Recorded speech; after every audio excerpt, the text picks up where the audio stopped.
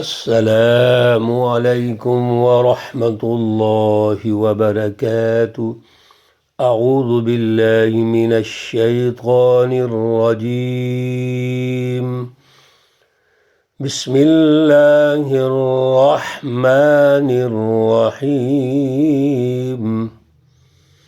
ایاما معدودات، فمن كان منكم مريضا أو على سفر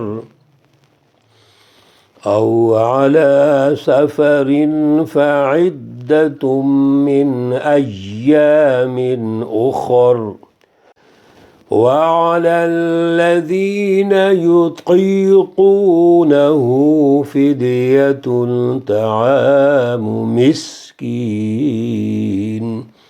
صدق اللہ العلی العظیم۔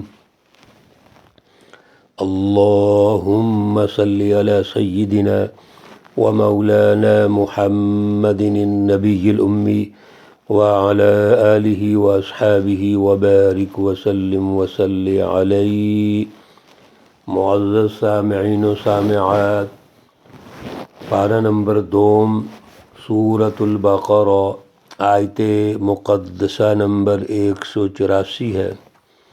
اللہ رب العزت اس آیت مقدسہ کا فہم و شعور عطا فرمائیں اور عمل کی توفیق اور صلاحیت عطا فرمائیں۔ میرے عزیزو، بڑی اہم گفتگو پچھلے درس میں ہوئی۔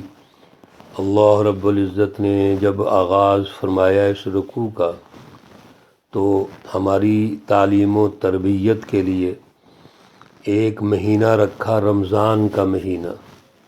اس حوالے سے کچھ اہم گزارشات ہیں، اسی لیے یہ ایک آیت مقدسہ آج بھی تلاوت کی گئی ہے۔ سب سے پہلی گزارش جو پچھلے درس میں بھی کی کہ یہ اللہ کا جو مہینہ ہے، اس کے روزے ہیں، یہ ایمان والوں پر فرض ہیں، یعنی یہ ہمیں رکھنے پڑیں گے۔ فرض کون سی چیز ہوتی ہے جو ہم کسی حالت میں چھوڑ نہیں سکتے؟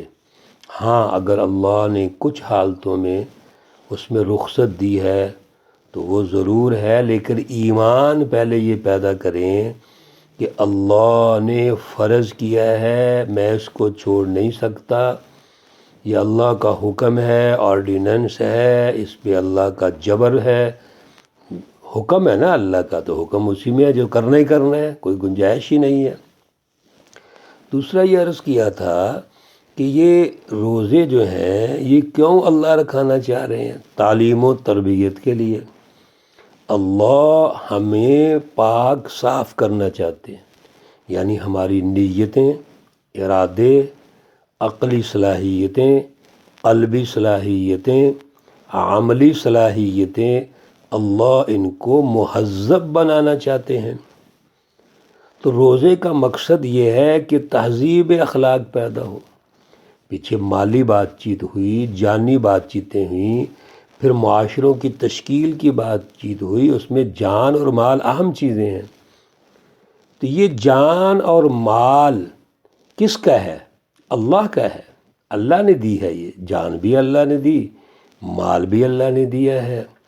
اب ہم اس جان اور مال کا استعمال اس طرح کریں گے جیسے اللہ کا حکم ہے۔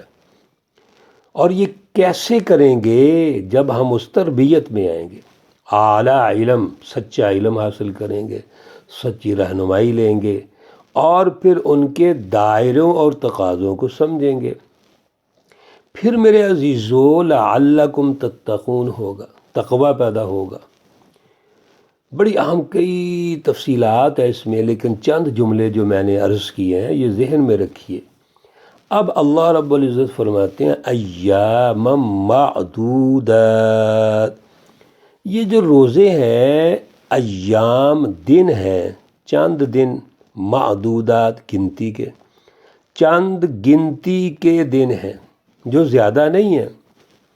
اور اس کی تفصیلات آپ سمجھتے ہیں کہ رمضان المبارک کا چاند دیکھ کے ہم روزے شروع کرتے ہیں، اور شوال کا چاند دیکھ کے روزے ہم ختم کر دیتے ہیں۔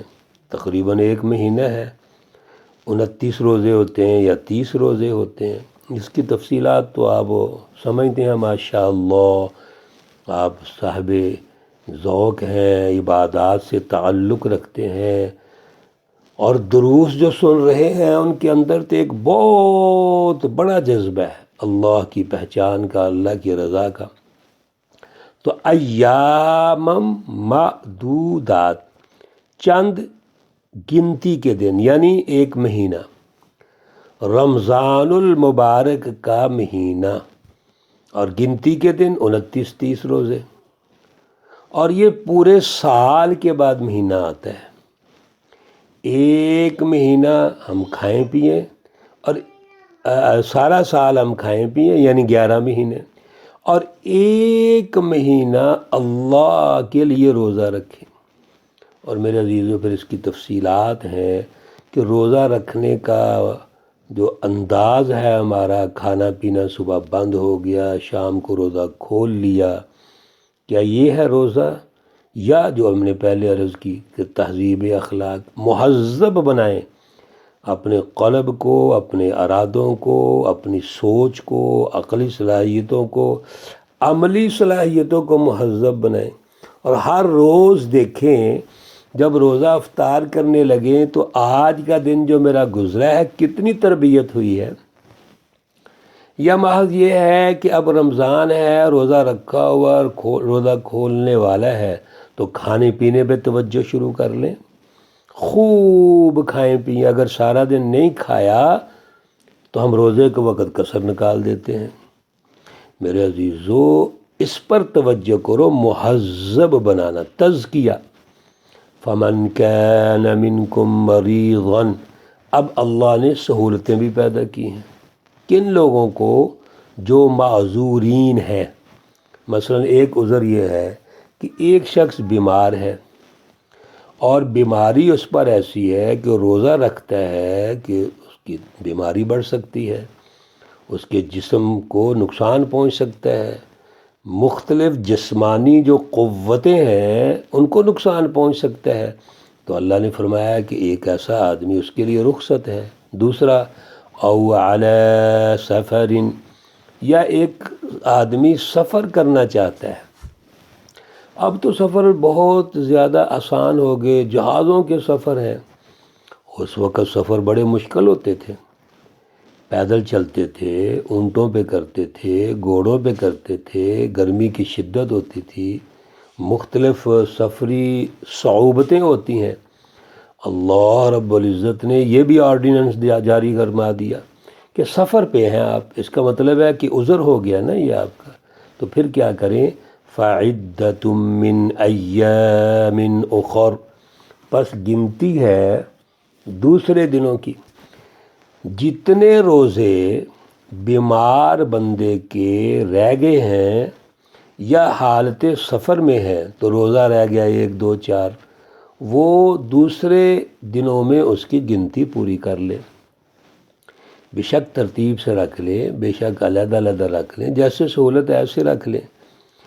ان دنوں میں تو سہولت ہوگی رمضان کے مہینے میں، لیکن رکھنے پڑیں گے، ان کی قضا کرنی پڑے گی۔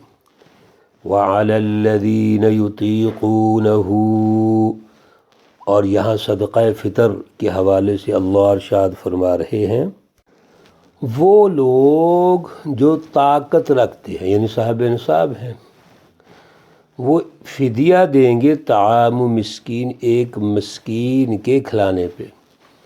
مفسرین نے 2 اس کے مفہوم لیے، ایک تو اگر روزہ مریض ہے، وہ روزہ نہیں رکھ سکتا، یا سفر پہ ہے، کوئی ایسی شکل ہے، دوبارہ روزہ رکھنا بھی مشکل ہو جاتا ہے، کئی ایسے مریض ہوتے ہیں، تو ایک مسکین کے کھلانے کے اعتبار سے وہ اس کا خرچہ دیں گے، 2 وقت کا وہ کھانا دیں گے۔ بعض مفسرین یہ کہتے ہیں یہاں سے صدقہ فطر مراد ہے کہ رمضان المبارک جب مکمل ہو جائے تو صدقہ فطر ادا کریں گے۔ فَمَن تَطَوَّعَ خَيْرًا فَهُوَ خَيْرٌ لَهُ، پس جو دل کی خوشی سے کوئی نیکی کرے گا تو اس کے لیے بڑا بہتر ہے۔ یعنی جو صدقہ فطر ادا کرنا ہے یا آپ نے روزہ رکھوانا ہے تو آپ دل کی خوشی سے کریں گے، اس کو دل میں تنگی نہیں ہونی چاہیے۔ اب صدقہ فطر ادا کرنا ہے تو دل میں تنگی ہو جائے، ایسی بات تو نہیں ہے۔ تو وہ بہتر یہ ہے کہ دل کی خوشی سے کرو۔ وَأَن تَصُومُوا خَيْرٌ لَكُمْ، اور پھر یہ بہتر ہے کہ تم روزے رکھو، یہ تمہارے لیے بہتر ہے۔ جیسے پہلے گزرا فَعِدَّةٌ مِّنْ أَيَّامٍ أُخَرَ، جو دوسرے ایام ہیں یعنی رمضان کے بعد وہ گنتی کو پورا کرو۔ جتنے روزے رہ گئے ہیں گنتی کو پورا کرنا ہے۔ ان کنتم تعلمون، اگر تم سمجھ رکھتے ہو۔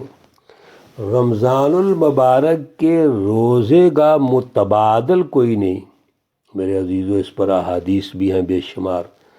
اس لیے بہتر یہ ہے کہ تم روزہ رکھو جب تمہارے پاس گنجائش ہو، روزہ رکھو، اور تعلمون تم سمجھ لو، یعنی اس کی اہمیت کو سمجھ لو کہ روزے کی جو تاثیر ہے وہ صدقوں سے تو پوری نہیں ہوتی۔ جو شخص خود روزہ رکھتا ہے اور اس کی تاثیر اس کی پوری باڈی پر آتی ہے، روحانی اعتبار سے اس کی روح پاکیزہ ہوتی ہے، قلب میں جو تہذیب پیدا ہوتی ہے اس کے اثرات اس کی باڈی پہ آتے ہیں، جس سے وہ اللہ کی پہچان پیدا کرتا ہے، انسانیت کی پہچان پیدا کرتا ہے، اللہ کا قرب حاصل کرتا ہے، انسانیت کا قرب حاصل کرتا ہے۔ یہ جو اس کی تاثیر ہے یہ روزہ رکھنے سے ہو سکتی ہے۔ ان کنتم تعلمون۔ اللہ رب العزت اعلیٰ شعور اور فہم عطا فرمائیں۔ اللہ رب العزت تمام بیماروں کو شفائے کاملہ عاجلہ مستمرہ عطا فرمائیں۔ اللہ رب العزت تمام مرحومین و مرحومات کو جنت الفردوس میں اعلیٰ مقام عطا فرمائیں۔ ربنا تقبل منا انك انت السميع العليم وتب علينا انك انت التواب الرحيم، وصلى الله تعالى على النبي الأمي وعلى آله وأصحابه وبارك وسلم عليه۔ السلام علیکم ورحمۃ اللہ وبرکاتہ۔